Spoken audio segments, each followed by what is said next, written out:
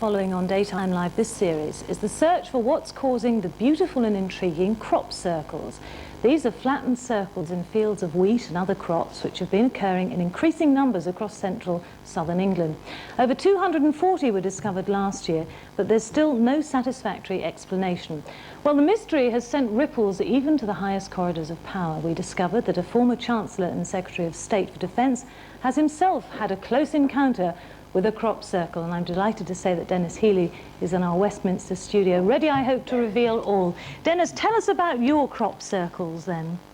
Well, I was going shopping in Seaford, near where we live on the South Downs, and on the way back, coming over the hill, I saw this extraordinary large circle with spokes radiating to four smaller circles, and I'd never seen anything like it before, so I rushed home, got my camera, and I took photographs of it.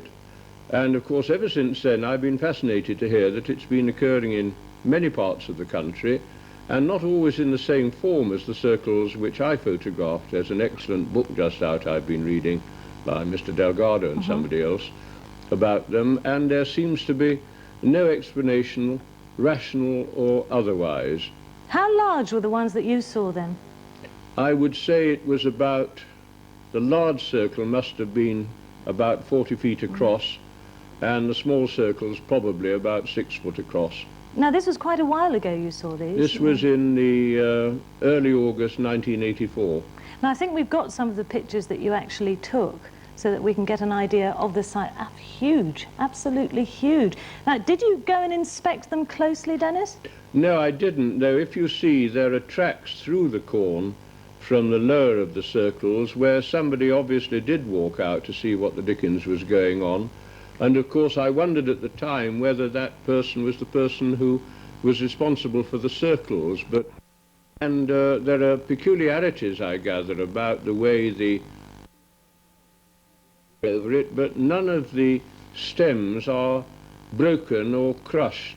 That's right. Did you actually hear any noises or see any lights? Because our findings have come up with what we call an electronic sparrow, strange noise that interferes with our sound equipment, and an orange ball of light. Did you see or hear anything like this? No, my wife actually thought that there was an odd glow very early in the morning that day, but frankly I thought it was the glow from the town of Seaford, because if there's low cloud, as you know, the light is reflected from the town.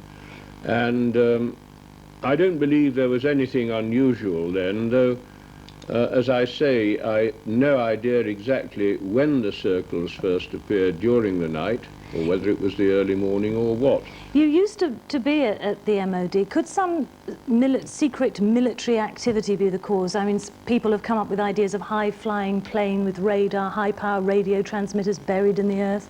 Is there something we don't know about that you can tell us? No, I don't think there is, honestly. I mean, obviously people have wondered about flying saucers, and wondered, for example, if a spacecraft could have come down with its 4 feet in the small circles and some rotor action underneath the center causing the very large circle. But if you look at the other photographs that have been taken by other people, and there are a very large number now, they don't fall into a single regular pattern. And if I knew, of course, I wouldn't tell you.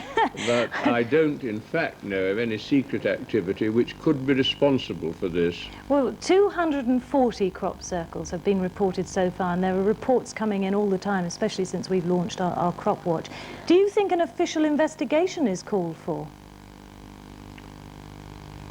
I don't know. I mean, when I first saw it, I knew the government had been going round in circles, and I wondered if it was responsible. And it might be reluctant, actually, to have the origin of the circles revealed. But I think, to be honest, a natural phenomenon of this nature, which causes very little perceptible damage to anybody, is not the sort of thing that governments inquire into unless there's reason to believe that some more important factor lies behind it. And so far, nobody has been able to suggest even what important factor may lie behind it. Well, we're all out watching, Dennis, and we'd appreciate it if you'd keep an eye on your crop circles as well. Thank you for joining us today. Thank you very If much. you're one of the many people who are fascinated by the crop circle mystery, you may like to join our National Crop Watch planned for this summer. The scheme was launched on the programme a few weeks ago by Colin Andrews and Pat Delgado, whose researchers we've been featuring.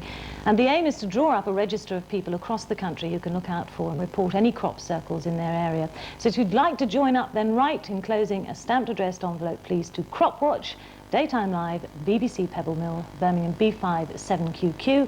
That's Crop Watch, Daytime Live, BBC Pebble Mill, Birmingham B5 7QQ.